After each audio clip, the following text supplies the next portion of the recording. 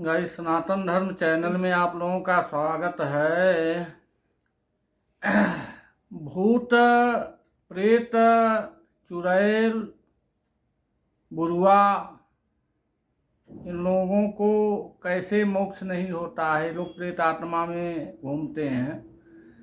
कोई आदमी सुसाइड कर लेता है, वो भी प्रेत हो जाता है। कोई आदमी गंगा में कूद करके आत्मदाह कर लेता है या बुड़ जाता है, बुड़ करके मर जाता है, बुढ़वा हो जाता है। कोई आदमी जाता है गंगा स्नान करने तो वहाँ उसका पैर घिसता है।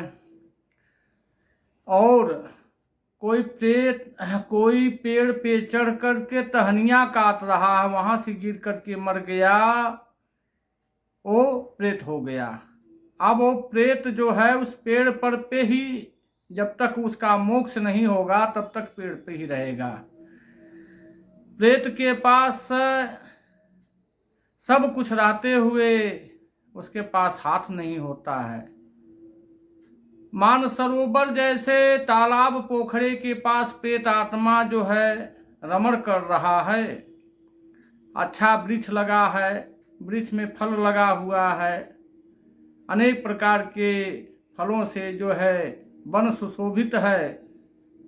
मानसरोवर जैसा जल पोखरे या तालाब में है। उस प्रेत आत्मा के पास हाथ नहीं होता है, न वो फल खा सकता है न जल पी सकता है। इस नाते वो जो है तृप्त नहीं होता है। वो प्रेत का जो है भोजन क्या होता है, मुख के खुल जाने से हवा, प्रदूषण और कण जो कुछ आता है मुखांगनी में, वो ग्रास करके जो है आहार लेता है। अनंत वर्षों तक जो है प्रेत योनि में भ्रमण करता है। आत्मा शांति नहीं होने पर वही प्रेत बनता है, वही चुड़ैल बनता है। उनकी शांति के लिए एक ही उपाय है, नारायण बलि। नारायण बलि अगर उस आत्मा का नहीं होता है कि तब तक वो सूर्य और पृथ्वी जब तक रहते हैं तब तक उसको जो है इस मृतलोक में भ्रमण करना पड़ता है।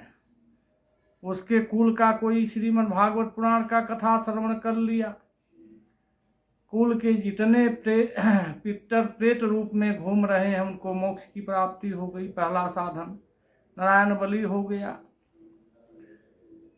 गया में ब्रह्म कपाल, बद्री विशाल में, पुष्कर में और प्रवास क्षेत्र में जाकर के अगर पितरों के निमित्त कुल में कोई पिंडदान कर देता है तो उसका मोक्ष हो जाता है।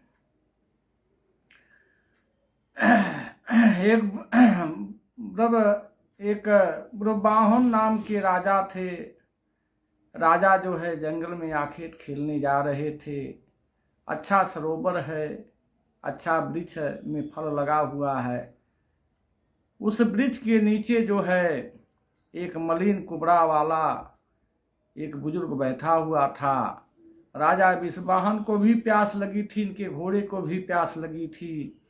राजा विषवाहन के समझ में आ गया कि सरोवर में जल पान करेंगे, इस वृक्ष के नीचे थोड़ा ठहर जाएंगे, मेरा घोड़ा भी जल पान करेगा, हम भी पान करेंगे।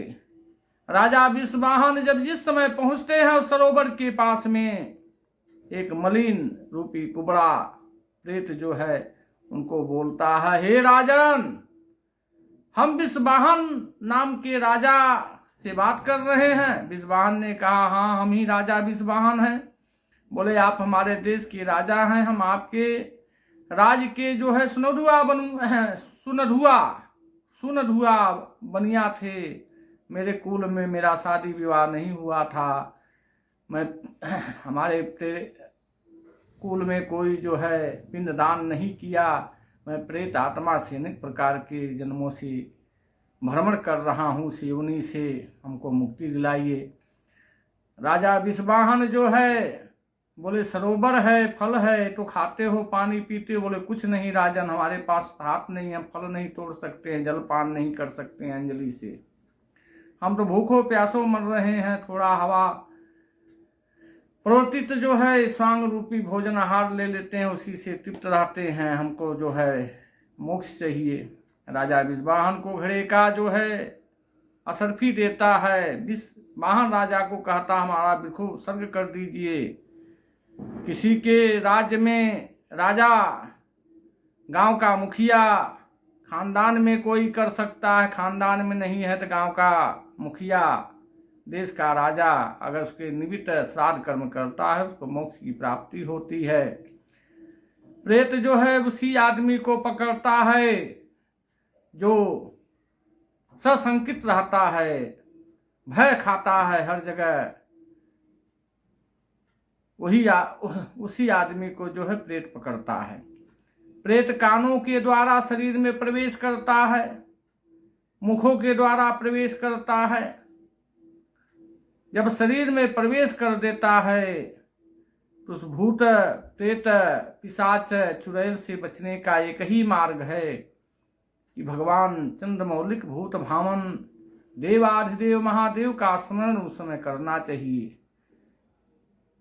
या तो भगवान शिव के जो है रुद्र अवतार बालाजी हैं, हनुमंत जी, उनका स्मरण करना चाहिए, नामों का संकीर्तन करना चाहिए। प्रेत जो है उस शरीर में प्रवेश नहीं करता है।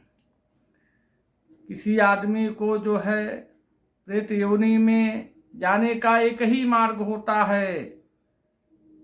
एक प्रेत आकर के संतापी बना दिया, उसको संताप देने लगा, लास्ट में उसका शरीर छूट गया तो प्रेत योनि में जाता है। ये जितने प्रेत हैं सब भगवान भूत वामन के गण हैं। प्रेत की कथा जो है अजीब है। विषवाहन राजा के द्वारा उस मलिन कुबरे प्रेत का उद्धार हुआ। ओम नमः शिवाय। हर हर महादेव।